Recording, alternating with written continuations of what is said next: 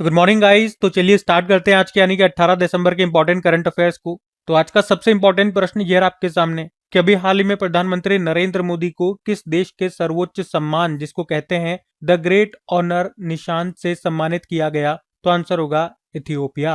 अभी प्रधानमंत्री नरेंद्र मोदी ये 15 से लेकर 18 दिसंबर तक 3 देशों की यात्रा पर गए, जिसमें सबसे पहले ये जॉर्डन गए, फिर इथियोपिया और फिर आखिरी में ओमान गए। और जब ये इथियोपिया गए, एक तो ये याद रखना, इथियोपिया जाने वाले ये पहले भारतीय प्रधानमंत्री भी बन गए। और जब इथियोपिया गए तो वहां का सर्वोच्च सम्मान भी इनको दिया गया। उस सम्मान का नाम है द ग्रेट ऑनर निशान ऑफ इथियोपिया। और ये भी नोट करना कि प्रधानमंत्री नरेंद्र मोदी ये सम्मान पाने वाले पहले ग्लोबल लीडर बन गए हैं। और वैसे ही उनका ये 28वां शीर्ष विदेशी सम्मान है, मतलब विदेशों से जो सर्वोच्च सम्मान उनको मिले उसमें से ये 28वें नंबर का है। उसके अलावा प्रधानमंत्री नरेंद्र मोदी ने इथियोपिया की संसद के संयुक्त सत्र को भी संबोधित किया। और इस तरह से ये दुनिया की 18वीं संसद है जहां पे पीएम मोदी ने भाषण दिया हो। अब मैं आपको यहाँ पे 2025 में जिन भी देशों ने मोदी जी को सम्मानित किया था वो रिवाइज कराऊंगा। और एक बार इथियोपिया देख लो आप मैप में, ये रहा अफ्रीकी देश इथियोपिया। कैपिटल इसके एडिस अबाबा होती है और यहीं पर आपको अफ्रीकन यूनियन का मुख्यालय भी मिलेगा, जो आपको याद है अफ्रीकन यूनियन G20 में शामिल हो गया है। करेंसी इथोपियन बिर होती है। प्रधानमंत्री है डॉक्टर अबी अहमद अली। अब देखो, ये तो इथोपिया का हमने पढ़ ही लिया। उससे पहले जुलाई में इनको नामीबिया देश का सर्वोच्च सम्मान मिला था जिसे कहते हैं order of the Welwitschia. Brazil का मिला था order of the Southern Cross. Trinidad and Tobago का order of the Republic of Trinidad and Tobago. Ghana देश ने दिया था order of the Star of Ghana. Cyprus गए थे तो वहां का मिला था ऑर्डर ऑफ मकारियोस तृतीय। श्रीलंका ने दिया था मित्र विभूषण। मॉरिशस ने order of the star and की ऑफ द इंडियन ओशियन। और Barbados order of freedom of Barbados. ये सारे 2025 में इनको इन देशों के सर्वोच्च सम्मान मिले, ध्यान में रखना। अगला प्रश्न देखते हैं। फिर अगले में पूछ रहे हैं हाल ही में किसे फीफा महिला प्लेयर ऑफ द ईयर 2025 से सम्मानित किया गया? तो आंसर होगा एतना बोनमाटी को। तो अभी फीफा ने कतर के दोहा में सर्वश्रेष्ठ फुटबॉल अवार्ड 2025 का आयोजन किया। इसमें वैसे तो कई सारे अवार्ड्स दिए गए, लेकिन जो इंपॉर्टेंट अवार्ड्स हैं वो ये दो हैं। FIFA male player of the year 2025 जो दिया गया ओस्मान डेम्बेले को, ये फ्रांस के हैं और Paris Saint Germain football club के लिए खेलते हैं। और FIFA women's player of the year 2025 चुना गया एटना बोनमाटी को। ये स्पेन की हैं और बार्सिलोना टीम की ओर से खेलती हैं। और इन्होंने लगातार तीसरी बार ये खिताब जीता है एटना बोनमाटी ने। तो ज्यादा कुछ नहीं तो कम से कम ये दोनों नाम तो जरूर याद रखना। अब फीफा की बात करेंगे, लेकिन उससे पहले ये दो अवार्ड और याद रखो। और देखो कितनी बढ़िया बात है, इसके लिए अलग से कुछ भी याद नहीं रखना आपको। अभी बैलन डी और अवार्ड दिया गया था, बैलन डी और अवार्ड। इसमें वुमेन कैटेगरी का अवार्ड एटना बोनमाटी को ही मिला था और मेंस कैटेगरी का उस्मान डेम्बले को मिला था। और आज जो हमने पढ़ा FIFA male player of the year और women player of the year, वो भी इन दोनों को अवार्ड मिला है। तो एक ही बार याद रखना है और दो अलग अलग तरह के प्रश्न आपको याद हो जाएंगे। फीफा की बात कर लें, पूरी दुनिया में फुटबॉल को रेगुलेट करने वाली जो बॉडी है फीफा, स्थापना होती है 1904 में। हेडक्वार्टर ज्यूरिख स्विट्जरलैंड और प्रेसिडेंट है गियानी इन्फेनिटो। और ये कुछ कप्स एंड ट्रॉफीज हैं फुटबॉल से संबंधित है, जैसे Rovers cup, Santosh trophy, Subroto cup, Durand cup, Ashutosh cup, Merdeka cup और नेहरू कप। इन सब का संबंध फुटबॉल से है, ध्यान में रखना। अगला प्रश्न देखते हैं। फिर अगले में पूछ रहे हैं हाल ही में एशिया पावर इंडेक्स 2025 में भारत को एशिया में कौन सा स्थान मिला? तो आंसर होगा तीसरा स्थान। हम बात कर रहे हैं एशिया पावर इंडेक्स 2025 की, जिसको जारी किया लोवी इंस्टीट्यूट जो ऑस्ट्रेलिया का है उसने। और ये बताता है कि एशिया में कौन सा देश कितना पावरफुल है। तो इसमें पहले स्थान पर अमेरिका को रखा, दूसरे पे चाइना को, तीसरे पे भारत को रखा। भारत का स्कोर है 40। आप सोच रहे होंगे कि अमेरिका तो कोई एशियन कंट्री नहीं है, फिर उसे इसमें शामिल क्यों किया गया? क्योंकि वह एशिया प्रशांत क्षेत्र को प्रभावित करने वाली एक महत्वपूर्ण शक्ति है। मतलब ये जो इंडेक्स है ना, केवल एशियाई देशों के लिए नहीं है, बल्कि उन सभी देशों के लिए है जो एशिया में अपना प्रभाव डालते हैं, प्रभाव रखते हैं। तो इसीलिए अमेरिका को इसमें शामिल किया गया। और पहले स्थान पर है, दूसरे पे चाइना है और तीसरे पे भारत है, ये आप ध्यान रखना। एशिया पावर इंडेक्स 2025 में भारत की रैंक क्या है? थर्ड, तीसरे स्थान पे। अच्छा, कुछ इंडेक्सेस और देखो। अभी मानव विकास सूचकांक आया था, उसमें भारत की रैंक है 130, टॉप पर आइसलैंड है। जेंडर इनइक्वलिटी इंडेक्स में भारत की रैंक है 102। जलवायु परिवर्तन प्रदर्शन सूचकांक जो अभी 2026 वाला लेटेस्ट आया, उसमें भारत की रैंक 23 हो गई है। पहले दूसरे तीसरे पे कोई भी नहीं है।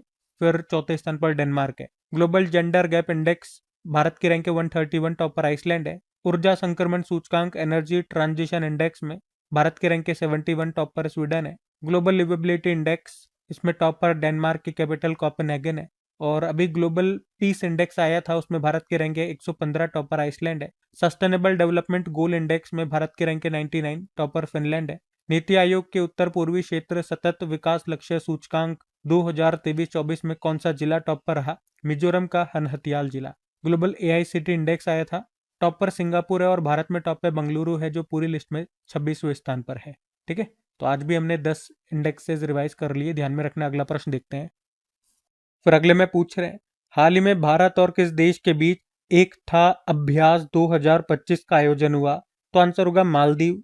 तो एकता अभ्यास एक तरह का नेवल एक्सरसाइज है, ये नौसैन्य अभ्यास है। इसका 8वां संस्करण हुआ अभी 15 से लेकर 17 दिसंबर तक, और भारत और मालदीव के बीच में हुआ। याद रखना कहाँ पर? उत्तरी मध्य हिंद महासागर में, हिंद महासागर में हुआ, ये याद रख लो।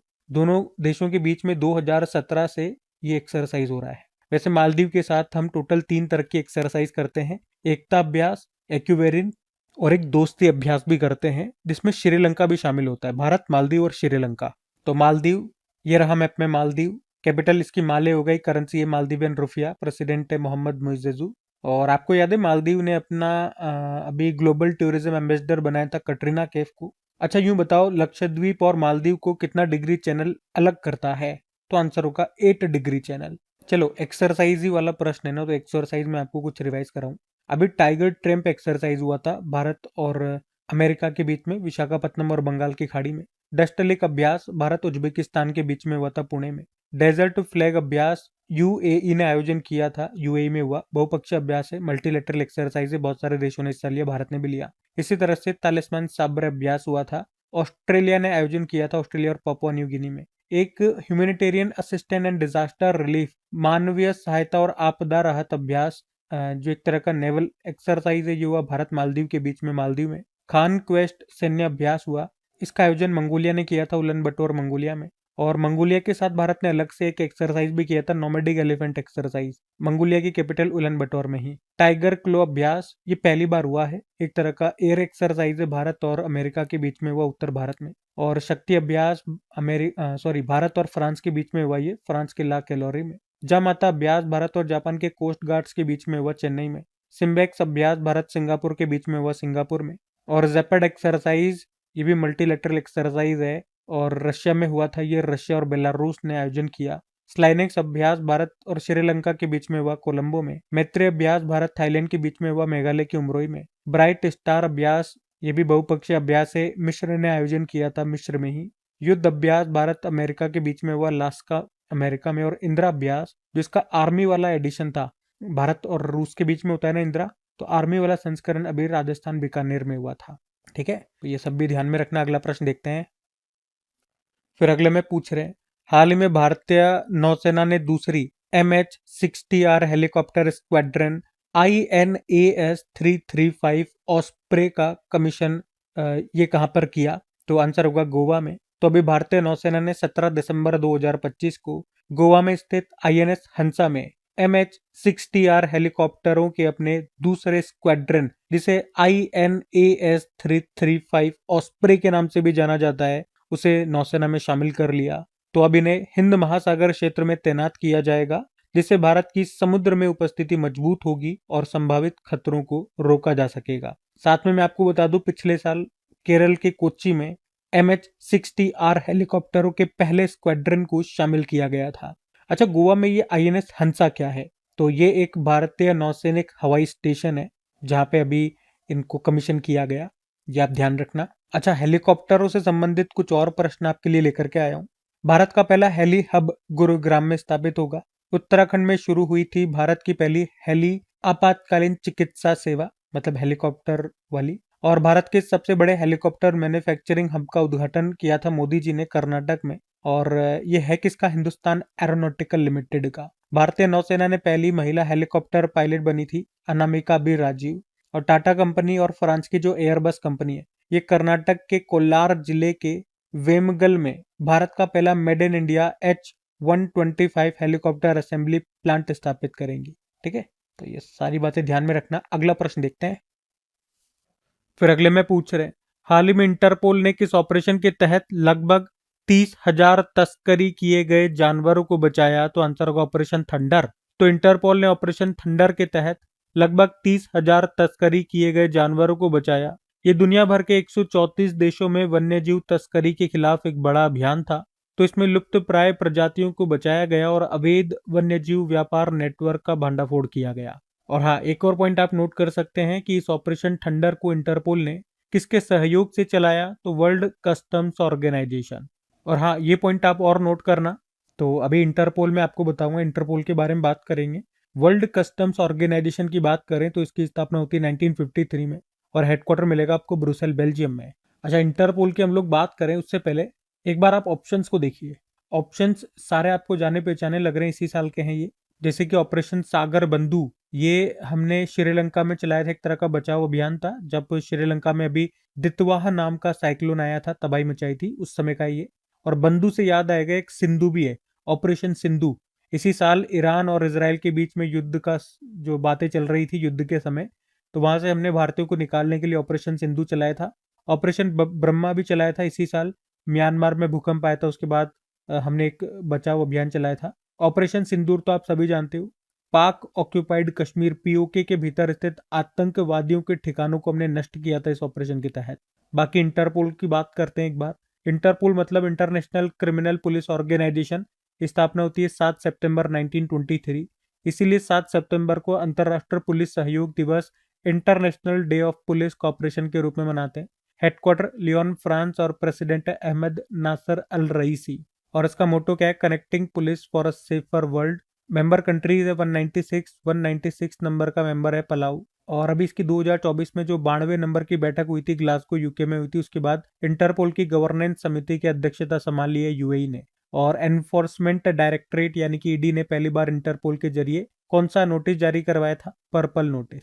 8 अलग अलग तरह के नोटिस जारी करता है, ठीक है, वो हम पढ़ ही चुके हैं कई बार। अभी अगले प्रश्न की ओर बढ़ते हैं। फिर अगले में पूछ रहे हैं कि हाल ही में अंतर्राष्ट्रीय प्रवासी दिवस ये कब मनाया गया? तो आंसर होगा 18 दिसंबर को। तो हर साल 18 दिसंबर को इंटरनेशनल माइग्रेंट्स डे के रूप में मनाया जाता है। इस दिन की शुरुआत यूनाइटेड नेशन के द्वारा सन 2000 में की गई थी। अच्छा, थीम क्या है इस बार की? My great story, cultures and development. वैसे 18 दिसंबर को एक और दिन होता है, अल्पसंख्यक अधिकार दिवस, माइनॉरिटीज राइट्स डे। अब एक बार फिर से मैं आपको दिसंबर में जो भी हमने दिवस मनाए एक बार रिवाइज कराऊं। तो 1 दिसंबर को वर्ल्ड एड्स डे है, 1 दिसंबर को नागालैंड का स्थापना दिवस है और 1 से लेकर 10 दिसंबर तक नागालैंड ने हॉर्नबिल महोत्सव के रूप में मनाया। 1 दिसंबर को बीएसएफ का स्थापना दिवस होता है। 2 दिसंबर को राष्ट्रीय प्रदूषण नियंत्रण दिवस है। 2 दिसंबर को अंतर्राष्ट्रीय गुलामी उन्मूलन दिवस है। 2 दिसंबर को विश्व कंप्यूटर साक्षरता दिवस है। 3 दिसंबर को अंतर्राष्ट्रीय विकलांग दिवस है। 4 दिसंबर को भारतीय नौसेना दिवस है। 4 दिसंबर को अंतर्राष्ट्रीय चीता दिवस है। 4 दिसंबर को अंतर्राष्ट्रीय बैंक दिवस है। 5 दिसंबर को वर्ल्ड सॉइल डे हो गया, मृदा दिवस। 5 दिसंबर को अंतर्राष्ट्रीय स्वयंसेवक दिवस हो गया। 7 दिसंबर को सशस्त्र सेना झंडा दिवस हो गया।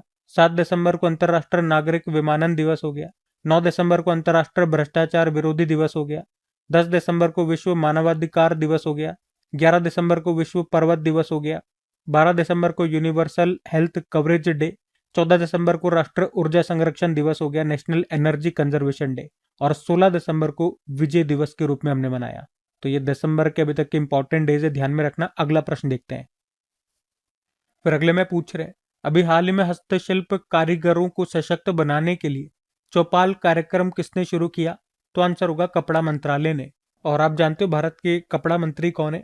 वस्त्र मंत्रालय किनके पास है? गिरिराज सिंह के पास। तो याद रखना भाई, वस्त्र मंत्रालय ने ही हस्तशिल्प कारीगरों को सशक्त बनाने, उनकी आय बढ़ाने, इनकम बढ़ाने और पारंपरिक कलाओं को बढ़ावा देने के लिए अभी ये चौपाल कार्यक्रम शुरू किया है। तो एक तरह का ये राष्ट्रीय अभियान हो गया, जिसके तहत 100 आकांक्षी जिलों में स्थायी चौपाल स्थापित किए जाएंगे, जहां कौशल विकास, उद्यमिता और डिजिटल पहुंच के माध्यम से कारीगरों को जोड़ा जाएगा, जिससे उन्हें बाजार से सीधे जुड़ने और आत्मनिर्भर बनने में मदद मिलेगी। ठीक है, तो चौपाल कार्यक्रम शुरू किया कपड़ा मंत्रालय ने। क्या है उसके अंदर वो मैंने आपको समझा दिया, ये आप ध्यान में रखना। अगला प्रश्न देखते हैं। फिर अगले में पूछ रहे, हाल ही में 11वीं संयुक्त राष्ट्र सभ्यता गठबंधन यूएनएओसी फोरम की बैठक कहां पर हुई? तो आंसर होगा रियाद। यूएनएओसी मतलब होता है United Nation Alliance of Civilisation, संयुक्त राष्ट्र सभ्यता गठबंधन। और इसकी अभी 11वीं बैठक हुई कहां पर? सऊदी अरब के रियाद में 14 और 15 दिसंबर को। थीम भी है यूएनएओसी मानवता के लिए संवाद के 2 दशक। और सम्मेलन का उद्देश्य क्या है? सभी देशों के बीच बातचीत और रेस्पेक्ट को बढ़ाना। और भारत ने भी इस सम्मेलन में हिस्सा लिया। हमारे विदेश मंत्रालय के जो पूर्व सचिव हैं पी कुमारन, उन्होंने भारतीय प्रतिनिधिमंडल का नेतृत्व किया, रिप्रेजेंट किया भारत को। और भारत ने इसमें उग्रवाद को खत्म करने के लिए वासुदेव कुटुंबकम और धार्मिक सद्भाव के सिद्धांतों के बारे में बताया। बाकी इसकी बात करें United Nation Alliance of Civilisation, संयुक्त राष्ट्र सभ्यता गठबंधन की, तो इसकी स्थापना हुई थी 2005 में। इसे आप कह सकते हो पश्चिमी देशों और इस्लामिक देशों के बीच बढ़ते हुए तनाव को कम करने के लिए इसको शुरू किया था यूनाइटेड नेशन ने। तो उद्देश्य साफ है, दुनिया में उग्रवाद को खत्म करना और देशों के बीच बातचीत को बढ़ाना। मुख्यालय न्यूयॉर्क हो गया और डायरेक्टर कौन है? निहाल साद, जो खुद मिस्र से हैं, इजिप्ट से हैं। अच्छा, इसी तरह से कुछ और समिट्स सम्मेलन में आपको बैठकें रिवाइज कराऊं तो लोकसभा अध्यक्ष हैं हमारे ओम बिरला, उन्होंने 11वें राष्ट्रमंडल संसदीय संघ भारत क्षेत्र सम्मेलन का उद्घाटन किया बेंगलुरु में। चौथे तटरक्षक वैश्विक शिखर सम्मेलन का आयोजन हुआ रोम, इटली में। इसकी सह अध्यक्षता की थी जापान ने। पहला green hydrogen research and development conference का आयोजन हुआ नई दिल्ली में। और 28वीं नेशनल ई गवर्नेंस कॉन्फ्रेंस का आयोजन कहां पर हुआ? विशाखापत्तनम, आंध्र प्रदेश में।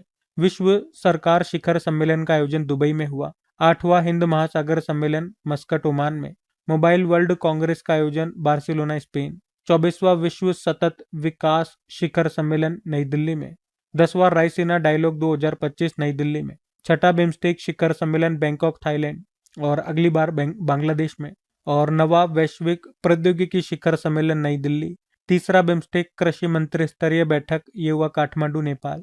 महिला सुरक्षा और सशक्तिकरण पर स्तरीय शिखर सम्मेलन, ये हुआ हैदराबाद। पहला सागरमाता संवाद 2025 काठमांडू, नेपाल में। विश्व हाइड्रोजन शिखर सम्मेलन रॉटरडैम, नीदरलैंड। और 78वीं विश्व स्वास्थ्य सभा जेनेवा, स्विट्जरलैंड। 46वां आसियान शिखर सम्मेलन कुआलालंपुर, मलेशिया। और अभी 3री संयुक्त राष्ट्र महासागर सम्मेलन का आयोजन फ्रांस के नीस में हुआ।